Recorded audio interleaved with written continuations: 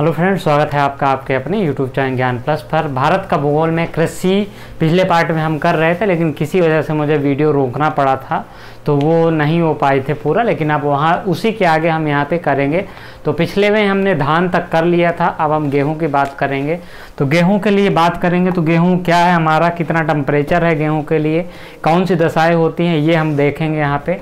क्योंकि इसके बिना काम अब नहीं चलेगा गेहूँ, क्योंकि गेहूँ की कृषि भारत में महत्वपूर्ण होती है। अब हम बताएं कि जो आपकी हरित क्रांति शुरू की गई थी उसमें सर्वाधिक असर जो किस पे पड़ा था, गेहूं पे पड़ा था। ये परीक्षा में पूछ लेता है कि हरित क्रांति का सर्वाधिक असर किस फसल पे पड़ा, तो ये गेहूं पे पड़ा है। तो गेहूं, अब गेहूं के लिए ये इसकी जो है ये रबी की फसल है। ये जो सबसे महत्वपूर्ण पॉइंट यहाँ पे ये है कि रबी की ये फसल है। इसके अलावा ये कब से बोई जाती है, तो अक्टूबर नवंबर में इसकी बुआई होती है। नवंबर दिसंबर में ज़्यादातर इसकी बुआई होती है। नवंबर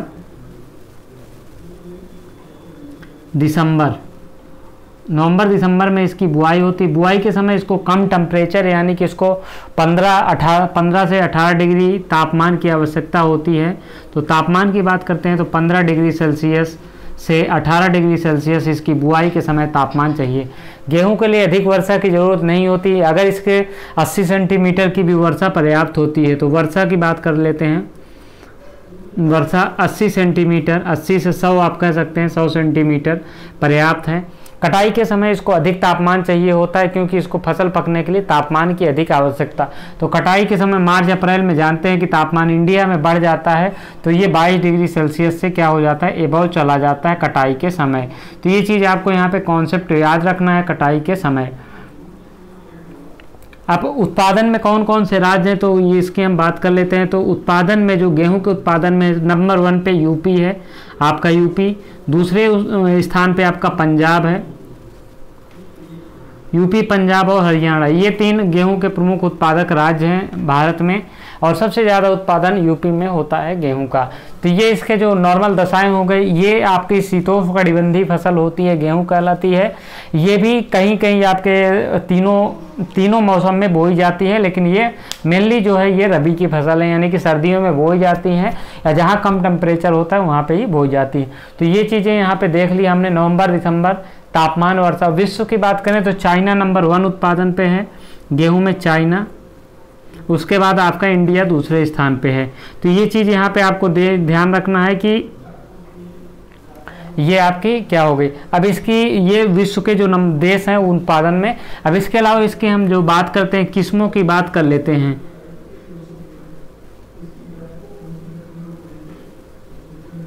किस्में की बात कर लेते हैं तो कल्याण,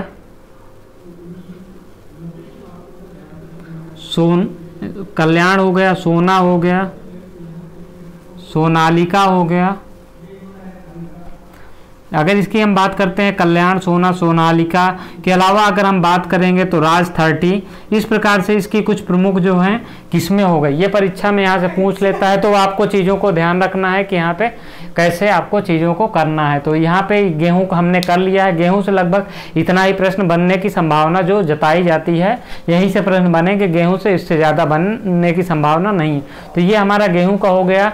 इसके अलावा गेहूँ की प्रमुख किस्में हमारी हमने देख ली कौन कौन सी किस्में हो गई हैं। कुछ गेहूं देखिए, एक गेहूं होता है जिससे कि जो सूजी बनती है वो अलग गेहूं होता है, उसके लिए आपको ट्रिटिकम गेहूं होता है। और कुछ गेहूं ऐसे होते हैं जिनको संकर करके बनाया जाता है, उसमें से कई अलग अलग चीज़ें बनाती हैं। तो इस प्रकार से जो देखना है आपको, यहाँ से गेहूं की फसलें, आप सभी को पता है कि गेहूं की फसलें संपूर्ण भारत में इनका होती है और इनका उत्पादन किया जाता है। तो सर्वाधिक उत्पादन जो होता है इसका यूपी में होता है। तो आगे हम चलते हैं। गेहूं के बाद अगर हम बात कर लेते हैं मक्का की, जहाँ से प्रश्न आपके बनने की संभावना होती है, हम उन्हीं प्रश्नों की बात करेंगे डिटेल में चर्चा। उसके अलावा अन्य चीज़ों पे हम आपका और अपना समय दोनों लोग का व्यर्थ नहीं करना है, क्योंकि परीक्षा में पढ़िए, कम पढ़िए लेकिन ठोस पढ़िए। तो मक्का से भी कभी कभी प्रश्न पूछ लेता है। सबसे पहला जो प्रश्न होता है, तो इसमें जो प्रश्न बनता है, सबसे पहला प्रश्न बनता है ये कहाँ की मूल फसल है। तो मक्का जो है अमेरिका की मूल फसल है, अमेरिका की इसे जो है पुर्तगालियों द्वारा भारत में लाया गया है।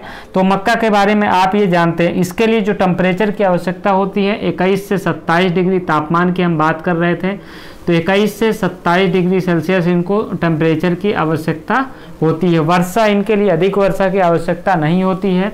वर्षा की बात करते हैं तो हम इनको 50 से 70 डिग्री सेल्सियस की अगर बारिश 50 से 70 सेंटीमीटर अगर बारिश होती है तो ये इनके लिए वर्षा के पर्याप्त मानी जाती है।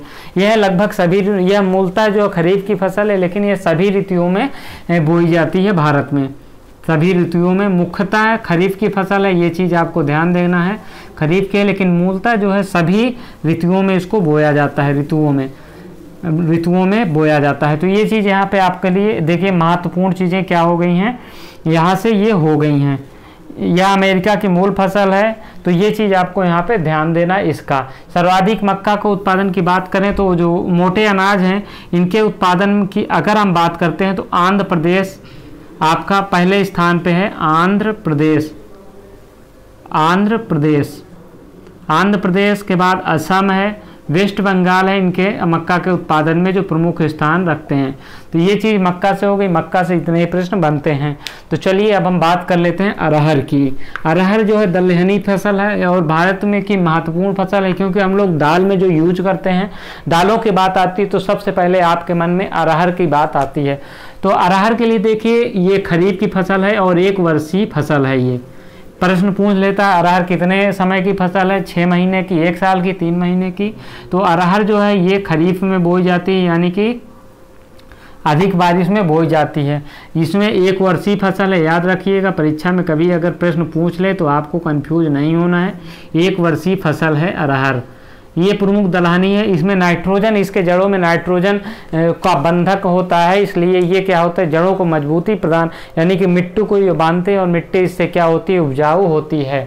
तो यहाँ से ये हो गया इनकी। इसके लिए अरहर के लिए बहुत बारिश की आवश्यकता नहीं है, अगर 50 सेंटीमीटर के आसपास भी बारिश हो गई तो इसके लिए कोई दिक्कत नहीं। टेम्परेचर अब समय समय से बदलता रहता है, ये चीज़ आपको ध्यान देना होगा। इस प्रकार से आपको यहाँ पे टेम्परेचर, तापमान जो है यहाँ पे बारिश 50 सेंटीमीटर, तापमान आपका इसमें ये एडजस्ट कर लेता है। ये 20 डिग्री सेल्सियस से आपके 28 डिग्री सेल्सियस टेम्परेचर किसी में भी होता है। मुख्यतः बात करें दलहनों की तो ये सर्वाधिक उत्पादन इसका एमपी यानी कि महाराष्ट्र में सर्वाधिक उत्पादन इसका होता है। तो ये चीज़ आपको यहाँ से ध्यान देनी है, महाराष्ट्र में जो है इसका सर्वाधिक उत्पादन होता है, उसके बाद एमपी। तो महाराष्ट्र और एमपी में इसका सर्वाधिक उत्पादन होता है। अब हम बात कर लेते हैं चाय की। चाय से भी कभी कभी प्रश्न पूछ लेता है। चाय एक प्रमुख फसल है, प्रमुख फसल नहीं है, ये बागानी फसल कहा जाता है। तो चाय एक बागानी फसल है, परीक्षा में पूछ लेगा तो आपको करना है। चाय के लिए अधिक वर्षा की आवश्यकता होती है। चाय बागानी फसल है, बागानी है। और इसके लिए बात करते हैं तो वर्षा इसके लिए अधिक से आवश्यकता होती है। तो वर्षा क्या होती है, 250 सेंटीमीटर से अधिक वर्षा की आवश्यकता होती है। टेम्परेचर इसके लिए बहुत अधिक नहीं चाहिए। तापमान की बात करते हैं तो तापमान एवरेज जो है 18 डिग्री सेल्सियस होना चाहिए। यहाँ पे आगे हम बढ़ेंगे तो यहाँ पे वर्षा में तो यहाँ पे जो भूमि होती है वो ढलाऊदार भूमि होनी चाहिए। यहाँ पे सीधी जमीन नहीं होनी चाहिए और इसमें पानी नहीं रुकना चाहिए इस चाय की खेती में, यानी कि चाय के बागानों में। तो ये चीज़ें हो गई। इसके अलावा सबसे ज़्यादा चाय का उत्पादन हम असम में देखते हैं। असम, वेस्ट बंगाल और यहाँ पे कर्नाटक, ये 3 राज्य हैं सर्वाधिक चाय उत्पादन के मामले में। ये 3 राज्य हमारे हो गए, असम, वेस्ट बंगाल और इसके अलावा कर्नाटक। तो ये हमारी प्रमुख चाय उत्पादन हो गई। अब एक हमारी बात महत्वपूर्ण रह जाती है, गन्ना की बात कर लेते हैं, क्योंकि गन्ना भी महत्वपूर्ण हो जाता है। गन्ना से भी प्रश्न बनते रहते हैं।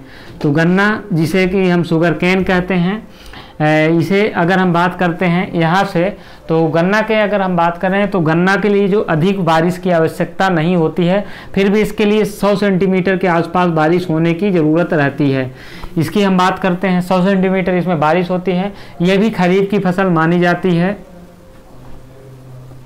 यहाँ से अगर आगे हम बात कर लेते हैं तो इसके लिए टेम्परेचर, अधिक तापमान की आवश्यकता नहीं होती है, लेकिन इसके लिए 20 से 22 डिग्री टेम्परेचर अगर रहता है तो गन्ना की फसल के लिए जो है सर्वोत्तम जो परिस्थिति होती है।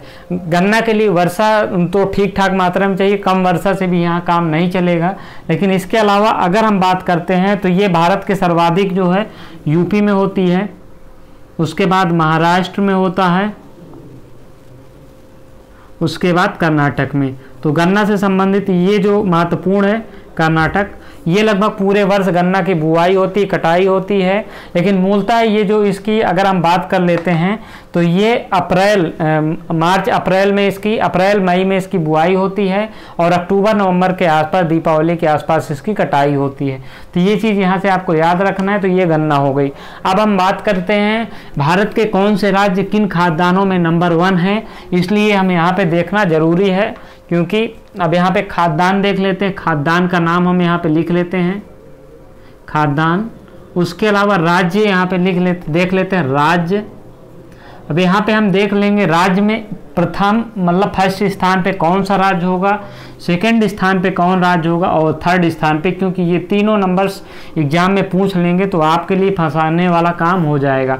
तो आपको फंसना नहीं है, आपको वो एग्जाम में सही करके आना है, जिससे कि आप परीक्षा में सफल हो सकें। तो ये चीज़ आपको यहाँ पे ध्यान देनी है। तो ये खाद्यान्न हो गया। खाद्यान्न की अगर हम बात कर लेते हैं, हम शुरुआत करते हैं चावल से। चावल भारत के सर्वाधिक क्षेत्रों में खेती की जाने वाली फसल है। तो चावल सर्वाधिक कहाँ होता है? पश्चिम बंगाल में। पश्चिम बंगाल में सर्वाधिक चावल की खेती होती है।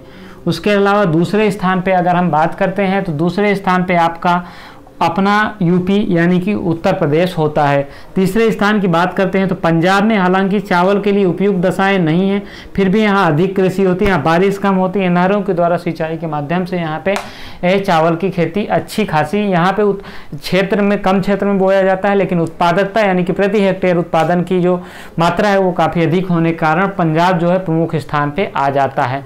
इसके बाद हम बात कर लेते हैं वेजिटेबल्स की। सब्जियों के उत्पादन में अभी तक हाल ही में उत्तर प्रदेश को वेस्ट बंगाल ने पीछे छोड़ दिया है। तो सब्जियों की हम बात कर लेते हैं।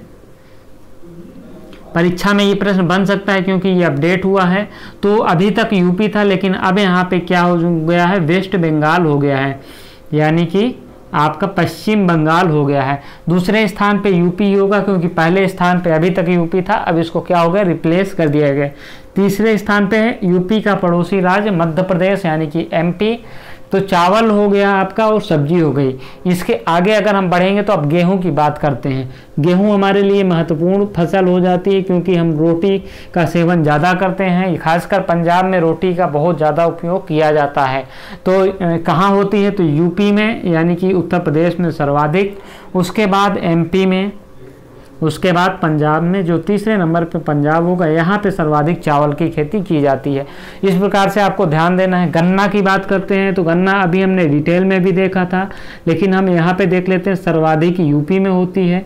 यूपी के बाद आगे बात करते हैं, दूसरे नंबर पे महाराष्ट्र है। महाराष्ट्र गन्ना उत्पादन में दूसरे स्थान पे है, जबकि शुगर के यानी कि चीनी के उत्पादन में किस नंबर पे है, नंबर 1 पे है। तो यहाँ पे तीसरे स्थान पे कर्नाटक है, क्योंकि जो महाराष्ट्र की चीनी होती है, जो गन्ना होता है अधिक उसमें मीठापन होता है। ये चीज़ आपको ध्यान देना होगा। तो इसके अलावा ये हमारा हो गया। इसके अलावा अगर हम आगे बढ़ते हैं तो कुल खाद्यान्न की बात कर लेते हैं। कुल खाद्यान्न की बात करते हैं तो इसमें भी आपका यूपी पहले स्थान पे आ जाता है। यूपी के पहले स्थान का कारण ये है कि यहाँ पे ज़्यादातर सारी चीज़ें खाद्यान्न की उत्पादित होती हैं। तो यहाँ पे आपको चीज़ों को क्लियर रखना है, कंफ्यूजन नहीं करना। दूसरे स्थान पे एमपी है, क्योंकि एमपी एक बड़ा राज्य है और वहाँ पे चीज़ों को क्या होता है, उत्पादन अधिक होता है। तो पंजाब हो गए, यहाँ पे भी एमपी में भी सारी चीज़ें को उत्पादन किया जाता है। तो हमारा चावल हो गई, सब्जी हो गई, गेहूँ हो गई, गन्ना हो गया और कुल खाद्यान्न हो गया। अब फल उत्पादन के बात करते हैं तो फल उत्पादन में कौन सा है, फल उत्पादन में अगर प्रश्न पूछ ले, देखिए इसमें बहुत जगह कंफ्यूजन है, तो आपको कंफ्यूजन नहीं लिखना है। सबसे पहले स्थान पे क्या है, आंध्र प्रदेश है। दूसरे स्थान पे आपका यूपी है, उत्तर प्रदेश, बात करते हैं तीसरे स्थान पे, तो तीसरे स्थान पे महाराष्ट्र है। इसमें कई जगह उवापो है, लेकिन ये क्रम याद रखिएगा, आपको कंफ्यूजन नहीं होना है। आगे हम बात करते हैं तो मक्का की ओर बढ़ते हैं। मक्का देखिए, मक्का साल भर बोई जाती है और इसमें कोई बहुत ज़्यादा ये टेम्परेचर, बहुत ज़्यादा वर्षा की यहाँ पे जरूर नहीं होती है। तो मक्का की बात करते हैं सर्वाधिक महाराष्ट्र की बात करते हैं तो महाराष्ट्र में सर्वाधिक मक्का होता है। उसके बाद बात कर लेते हैं तो कर्नाटक में, उसके बाद एमपी यानी कि मध्य प्रदेश में। तो ये मक्का की हो गई बात। अब हम आगे बढ़ेंगे तो मक्का के बाद अरहर की बात कर लेते हैं। तो अरहर में भी यही सेम क्रम जारी रहेगा, यानी कि अरहर की अभी हमने बात कर ली है। तो महाराष्ट्र पहले स्थान पे है, कर्नाटक दूसरे स्थान पे है और तीसरे स्थान पे देखिए अभी हमने पीछे कराया था अरहर पे, तो हमने चीज़ों को यहाँ पे क्लियर करना है क्योंकि ये क्रम यहाँ पे सही है एकदम। तो दूसरे स्थान पे कर्नाटक, तीसरे स्थान पे एमपी है। वहाँ पे थोड़ा सा शायद मिस्टेक हो गई तो उसको आप सही कर लीजिएगा। तो ये हमारी होगी अरहर की बात। अब कपास की बात कर लेते हैं। कपास भी महत्वपूर्ण है, तो कपास की बात कर लेते हैं। तो गुजरात सबसे ज़्यादा है, गुजरात में सर्वाधिक कपास होती है। उसके बाद महाराष्ट्र, उसके बाद की बात कर लेते हैं गुजरात, महाराष्ट्र और कर्नाटक। ये जो है कपास के उत्पादन में नंबर 3 राज्य हैं। 1 से लेकर 3 तक हमने चीज़ों को आपको क्लियर करा दिया है। तो ये चीज़ आपको यहाँ पे ध्यान रखना है। अब हम कॉफ़ी की बात करते हैं। तो कॉफ़ी कहाँ होती है? कॉफ़ी की बात करें तो पहले स्थान पे कर्नाटक है। कर्नाटक में सभी जो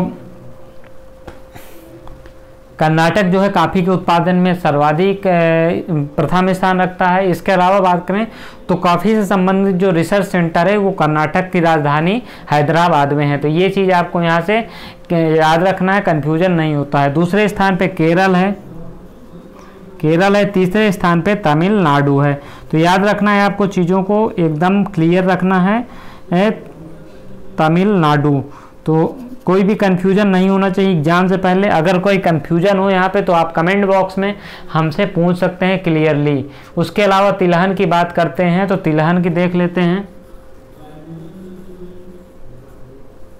तिलहन की बात कर लेते हैं तो तिलहन पहले स्थान पे राजस्थान है, राजस्थान में सर्वाधिक तिलहन होती है। उसके बाद दूसरे स्थान पे महाराष्ट्र, तीसरे स्थान पे आपका एमपी है। तो तिलहन से भी संबंधित चीज़ों को आपको क्लियर रखना है, कंफ्यूजन नहीं होना है। दलहन की बात करते हैं, दलहन देख लीजिए। दलहन सर्वाधिक मध्य प्रदेश में होता है। तो आपको चीज़ों को याद रखना है। मध्य प्रदेश, सर्वाधिक दालों का उत्पादन भारत में किया जाता है, सर्वाधिक दालों का उत्पादन भारत में होता है, सर्वाधिक दालों का उपयोग भारत में होता है और सर्वाधिक दालों का जो आयात करने वाला राष्ट्र है वो भी भारत है। तो आपको क्लियर नहीं होता है। मध्य प्रदेश, यहाँ पे महाराष्ट्र, यहाँ पे राजस्थान। तो तीनों जो दलहन में है वो स्थान हमने देख लिया। प्रश्न पूछ सकता है दलहन से संबंधित, तो तीनों चीज़ों में उत्पादन प्रथम है भारत, उत्पादन, उपभोग और आयात, इन तीनों में भारत प्रथम स्थान पे है। तो ये हो गया। मोटे अनाज की बात कर लेते हैं। मोटे अनाज में जैसे बाजरा हो गया, ज्वार हो गया, इन सब को कई चीज़ें और होती हैं।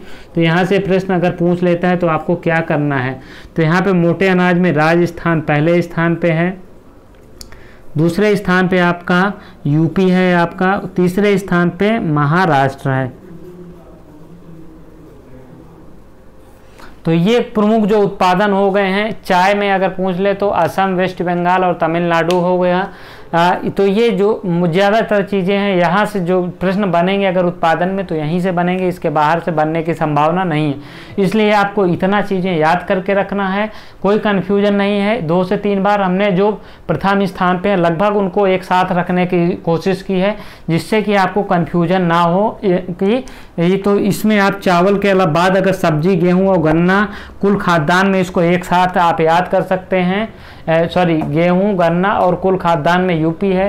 चावल और सब्जी खाने के लिए है तो पश्चिम बंगाल में आप चले जाइए, दोनों पे सेकंड स्थान पे यूपी है। इसी प्रकार से आप बात कर लेते हैं अरहर और मक्का। अरहर तो आम से याद कर लीजिए। अब आम से याद आ गया, देखिए आम से याद आ गया, तो आम के उत्पादन में कौन है, तो आम के उत्पादन में अगर हम बात कर लें तो देख लीजिए, अगर परीक्षा में पूछता है तो क्या करना है, आम में आपका जो है यूपी पहले स्थान पे, यानी कि यूपी में सर्वाधिक, उसके बाद आपका आंध्र प्रदेश है, तीसरे नंबर पे महाराष्ट्र है।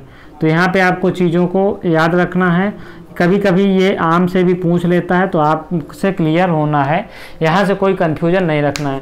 इस प्रकार से आप सीरियल से लगा के चीज़ों को याद रख सकते हैं बिना किसी कंफ्यूजन के। परीक्षा की दृष्टि से बहुत महत्वपूर्ण है ये चैप्टर।